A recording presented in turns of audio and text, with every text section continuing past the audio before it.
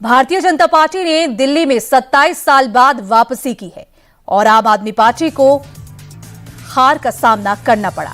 दिल्ली में कांग्रेस की जो सीट थी, एक भी सीट कांग्रेस को नहीं मिली। हालांकि बात अगर की जाए अरविंद केजरीवाल की, नई दिल्ली सीट से अरविंद केजरीवाल को हार का मुंह देखना पड़ा।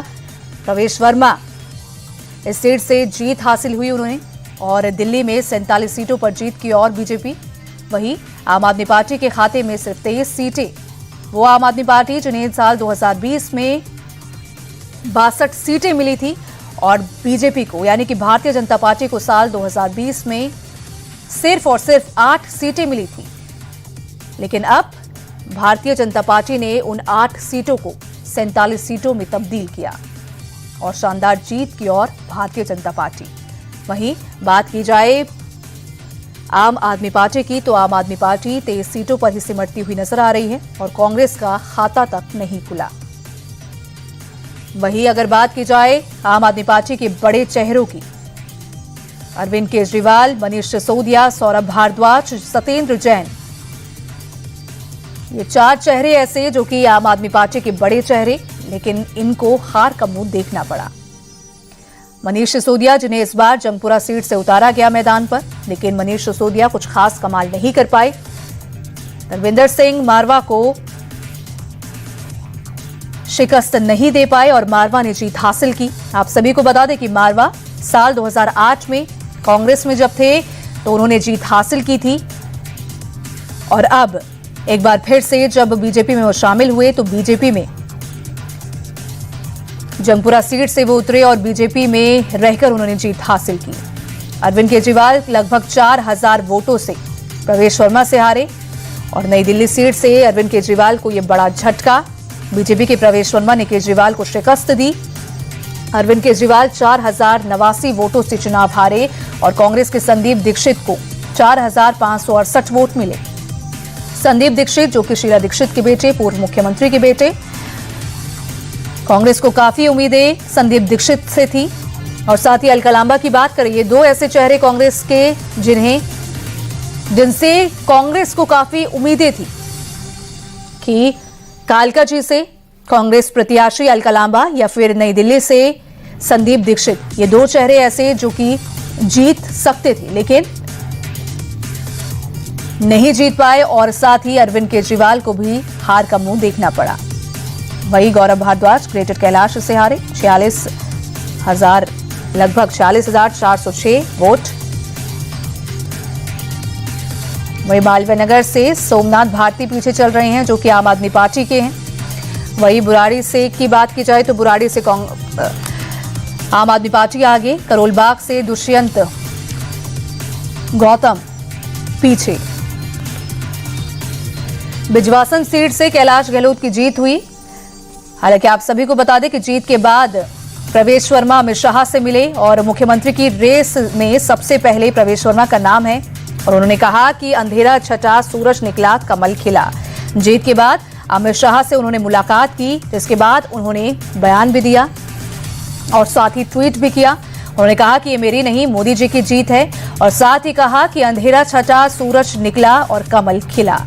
आप सभी को बता दें कि साल 2013, साल 2015 और साल 2020 अरविंद केजरीवाल ने जीत हासिल की। इन तीनों विधानसभा चुनाव में शानदार जीत हासिल की, लेकिन अब अरविंद केजरीवाल को हार का मुंह देखना पड़ा।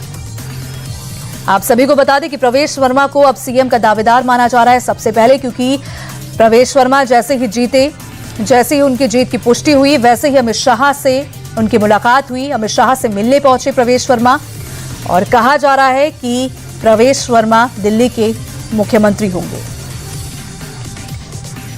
आप सभी को बता दें कि प्रवेश वर्मा, जिन्होंने अरविंद केजरीवाल को नई दिल्ली सीट से हराया, और सूत्रों के हवाले से खबर यह भी है कि सांसद को सीएम नहीं बनाया जाएगा, विधायकों को सीएम बनाया जाएगा।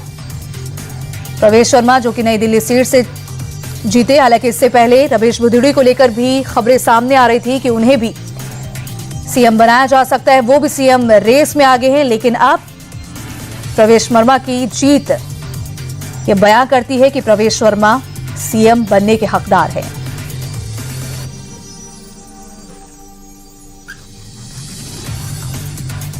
तो बीजेपी सूत्रों के हवाले से बड़ी खबर सामने आ रही है। कोई विधायक ही मुख्यमंत्री होगा। सूत्रों के हवाले से एक खबर, सांसद को सीएम नहीं बनाया जाएगा। तो प्रवेश वर्मा जो कि जाट समुदाय से आते हैं, आप सभी को बता दें कि अगर प्रवेश वर्मा को भारतीय जनता पार्टी दिल्ली का सीएम बनाती है तो ना सिर्फ दिल्ली बल्कि यूपी, हरियाणा, राजस्थान में भी भारतीय जनता पार्टी की लोकप्रियता बढ़ेगी। और ऐसे में भारतीय जनता पार्टी यूपी, हरियाणा और राजस्थान में भी और मजबूत होती हुई नजर आएगी, क्योंकि जाट समुदाय काफी ज्यादा मायने रखता है दिल्ली में, और ना सिर्फ दिल्ली में बल्कि यूपी, हरियाणा और राजस्थान में भी। अब ऐसे में प्रवेश वर्मा को जब दिल्ली का सीएम बनाया जाएगा तो अपने आप में ही ना सिर्फ दिल्ली बल्कि यूपी, हरियाणा और राजस्थान में भी भारतीय जनता पार्टी मजबूत होती हुई नजर आएगी। हालांकि सूत्रों के हवाले से खबर कि कोई विधायक ही सीएम बनेगा, सांसद को सीएम नहीं बनाया जाएगा। और ऐसे में इस खबर की यह पुष्टि भी हो जाती है कि प्रवेश वर्मा, जिन्होंने अरविंद केजरीवाल को लगभग 4000 वोटों से मात दी है, वो दिल्ली के अगले सीएम बन सकते हैं। और हालांकि इससे पहले रमेश बिधूड़ी का नाम भी सामने आ रहा था, लेकिन रमेश बिधूड़ी कालकाजी सीट से हारे। आतिशी ने जीत दर्ज की।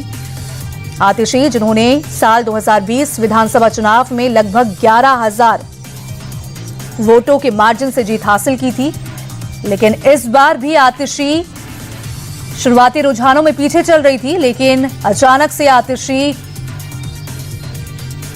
कि जो वोटिंग है और जो काउंटिंग थी वो पलटा और रमेश बिधूड़ी को आतिशी ने पीछे छोड़कर जीत हासिल की कालकाजी सीट से।